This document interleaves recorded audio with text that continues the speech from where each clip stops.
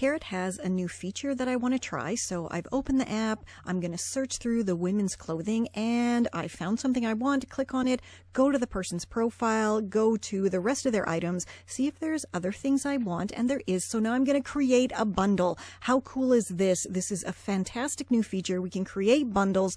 Then, of course, I got to send a message to the seller with my offer and hope she accepts it, and she did. So now I'm on the bus to go pick up my awesome bag of goodies, and here it is. I am so excited to get them home, and I'll show you what I got.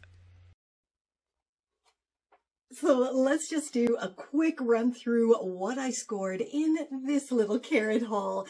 And remember, I got all of these from the same seller with that really cool bundle feature, which I just love so much. And la-la, just a very adorable little faux succulent plant, because I can never keep any plants alive, so that works best for me. And this super cutie patootie blouse, and I'm not sure if I'm going to have to upsize it. I think I might have to upsize it in the chestal area here, and I definitely want to add something to the sleeve cuffs and the bottom, so that'll be coming up.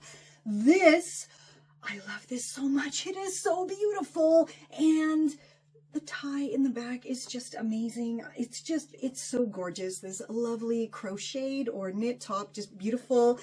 A pair of silky kind of beach pants. They're kind of see-through, so I wouldn't really wear these beyond the beach or in my house, but they are very cool.